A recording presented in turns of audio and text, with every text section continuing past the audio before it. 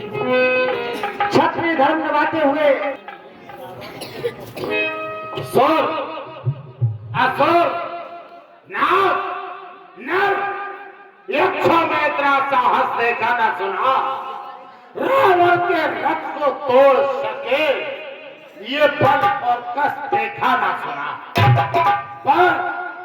पर आज प्रथम ही अवसर है जो तूने रथ को तोड़ा है। जितना सम्मान करूं तेरा वैसा इस बल पर छोड़ा। लंकेश, इन बातों से क्या रखा है? जो बातें थी उन्हें सब बीत गई। अब तो उस बात पर आओ, नरसिंहों से मत टकराना। नरसिंहों में बसे भवानी, जो नरसिंहों से टकराया उसने युद्ध भूमि में मांगा पानी, कष्ट बंदा त्रिलोक विजेता दस्कंदर के सामने बानर जैसी बातें कर रहा है। यदि बल का ही परीक्षा करना है तो एक एक मुष्टक प्रहार हो जाए लंकेश। पहले मुस्तक प्रहार मैं करूं या तुम कर रहे हो?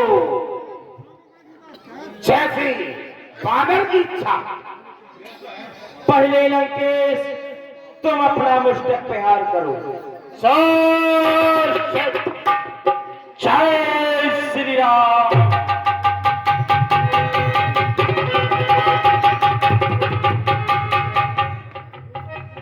क्या वास्तव में लंकेश वीर है?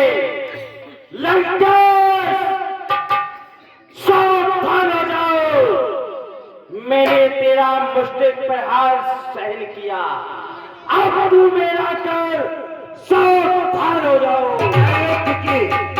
मैं युद्ध की हर नीति का सम्मान करता हूं। जय श्री राम।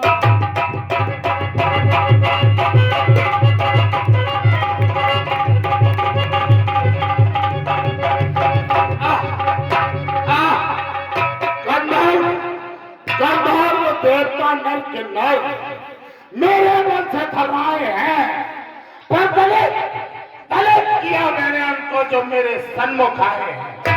प्रत्येक वीर इस दुनिया का मेरे बल के अधीन हुआ। धिक्कार मुझे इंसानी हो इस भाग चेतना ही नहीं हुआ। बानर, यदि तुम चाहो मैं तुम्हारे बल का सम्मान करता हूं और आज से इस विशाल युद्ध के तुम मेरे सेनापति हो जाओ। मेरा ये सम्मान। लंकेश, तू क्या सेनापति बनाएगा? तू इस हनुमान के हाथों में मौत मारा जाएगा। ये हनुमान तेरा सेनापति बनने से पहले तेरे प्राण ले लेगा, इसलिए मुझे ना तेरा सेनापति का पद चाहिए। अब तू वही होने। बानर, क्या है व्यंग? अरे आज नहीं तो फिर कभी कर दूंगा मधुभंग। आज सायकाल है और ये दोहरा भंग, कल जल्दी ही काटूंगा मैं तेरा भंग। आज युद्ध नीति के अनुसार सूर्यास्त हो रहा है और युद्ध विराम की तरफ कर रहा है, लेकिन कल मैं सर्वप्रथम तुझे पृथ्वी से खत्म करूंगा। लंकेश, इस हनुमान के क्रोध से ये धरा भस्म हो जाएगी। एक कहती सौर्य चुनौती है। लंकेश जी, आ जाओ सामने, इस हनुमान की तुमको खुली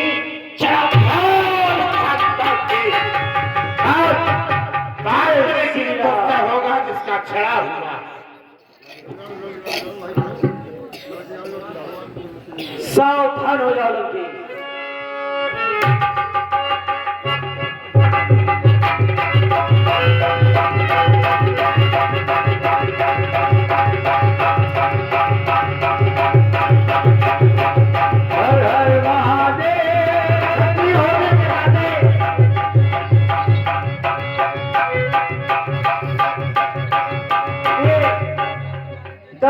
जगन्नन राम प्रथम संग्राम में तुम्हें प्रणाम करता है। और ये कुल शिरोमणि दशरथ नंदन मर्यादा पुरुषोत्तम श्री राम जिंदगी गिनती का बताओ का संपूर्ण आर्य वृत्त में फैला रहा है। आज दशनंदर के गर्व का विषय है। परिणाम शेष लोग विजेता के सामने एक युद्ध की भूमिका में खड़े हुए हैं। आशीर्वाद भी देता हूँ, वो भी विजयी भव का विजयी भव, विजयी भव, विजयी। संग्राम के लिए तैयार हो जाओ, युद्ध की रणभेरी बजने दो। आज हमारा और तुम्हारा ये अंतिम युद्ध ही होगा। तैयार हो।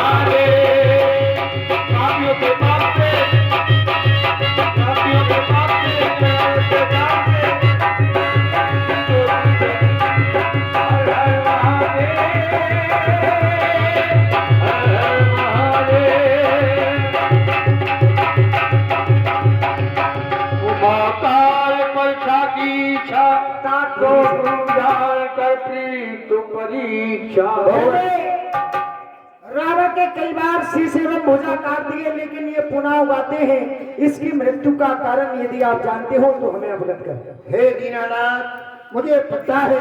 नावी कुंड पीयूष बस जाके नाथ जिगत रावण बल ताके। इसकी नावी में अमृत का कुंड है, उसके बल पर ये जीवित है। अब उपाय ये है, आप एक साथ 31 बाण का संधान कीजिएगा।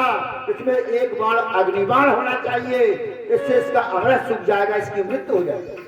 ठीक, अभी तक कई दिनों के संग्राम के बाद ये मर्यादा पुरुषोत्तम श्री राम मेरी मृत्यु का कारण ही ढूंढते रहे हैं, लेकिन मेरे भेदों को जानकर केवल एक जगह विभीषण है, इसलिए मृत्यु का बेमी हो सकता वो ही कारण है। पहले इसको ही मारूं तो जीवन निर्भय हो जाएगा। ये मर्यादा पुरुषोत्तम की स्थिति में है, ब्रह्मा तक मार ना पाए। सच बताओ, मैं अपने उस घर के भेदी को जिसने कई घर जला दिए, उसी भेदी का विनाश करूंगा। चल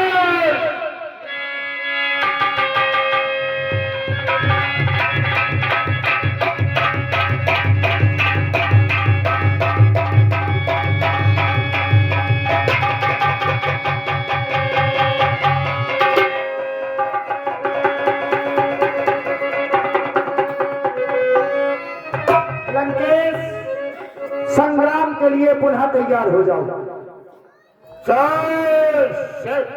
हर हर महादेव।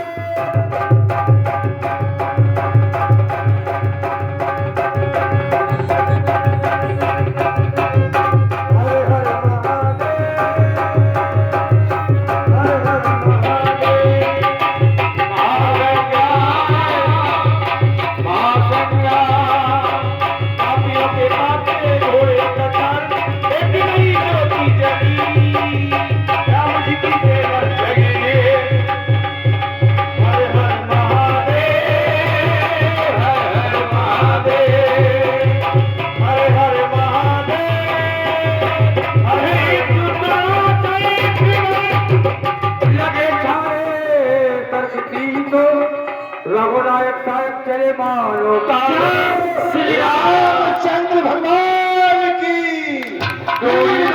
अली की जय। कुमार लक्ष्मण। रावण जैसा विद्वान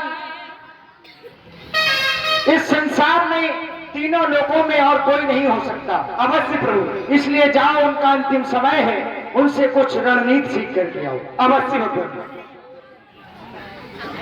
लंकेश प्रणाम। आदरणीय पूज्य प्रभु वह कुछ नहीं बोला। कुमार लक्ष्मण तुम्हारे द्वारा उन्हें प्रणाम किया गया था। अवश्य मैंने लंकेश को किस ओर से? मैंने लंकेश को सर की ओर से प्रणाम किया। वो ब्राह्मण है, जाओ उन्हें चरणों की ओर से प्रणाम करो, अवश्य उत्तर मिले।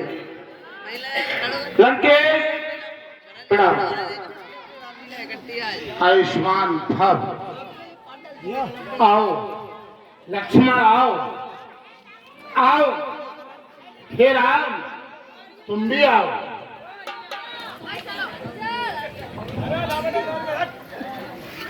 हे राम और हे लक्ष्मण, दिल के फटोले जल उठे नफरत की आग से और इस घर को आग लग गई घर के चिराग से।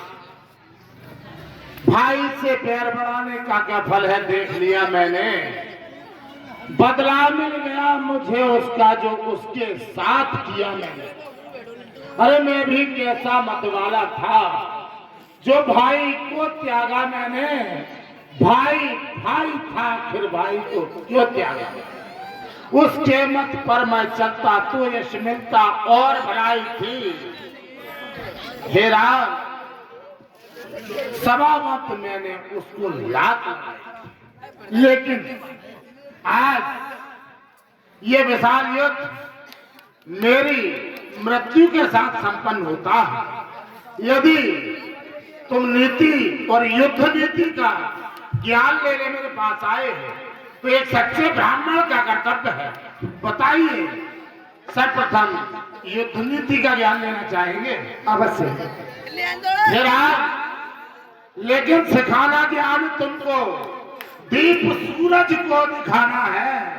अरे तुम्हारे ज्ञान शक्ति को तो वेदों ने बखाना।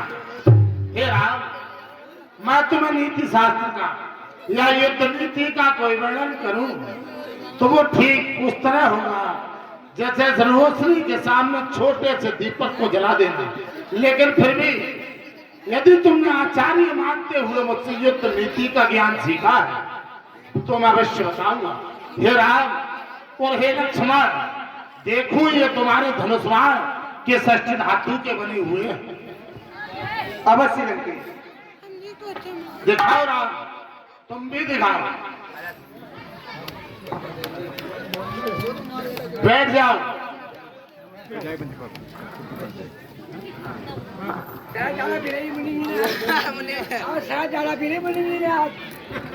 यदि तुम चाहो तो इस समय तुम्हारे साथ लंकाधीश्वर के पास है। अवश्य। और मैं अपने पुत्रों का बदला तुमसे ले सकता हूं। परंतु ये तो धोखा होगा महाराज। धोखा नहीं होगा। ये तुम्हारा युद्ध नीति के जो ज्ञान है उसके लिए कहीं ना कहीं प्रश्न होगा।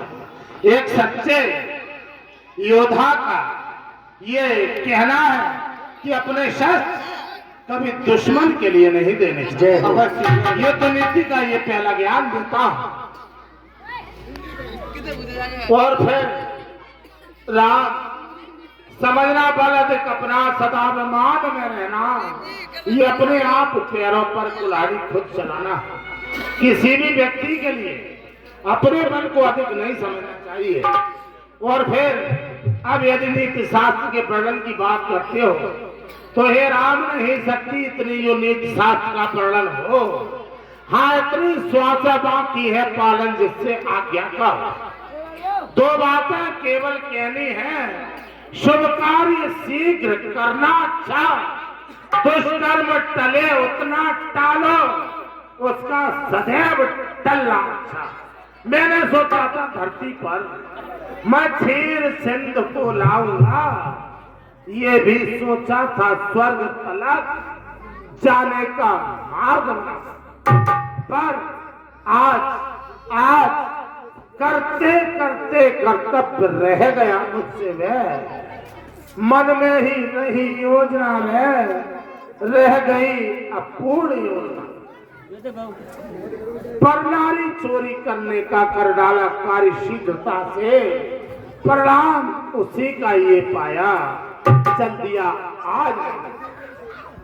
फिर और हे लक्ष्मण, ब्राह्मण देवता कहे इस युद्ध में जीत किसकी हुई है, ये मैं तुमसे पूछना चाहता हूं। इस युद्ध में जीत हमारी हुई। हे राम, ये निकाल दो दिमाग से। लक्ष्मण और राम, ये निकाल दो दिमाग से कि जीत तुम्हारी हुई है, क्योंकि जीत आज भी त्रिलोक विजेता लंकेश्वर की हुई। वो कैसे? हे राम, अपने जीते जी जाने न दिया लंका में राम तुम्हारे को, और मरने के बाद जा रहा हूं। हे राम, मैं थाम तुम्हारा। अवश्य जीत आपकी ही हुई है, जाइए प्रस्थान करिए।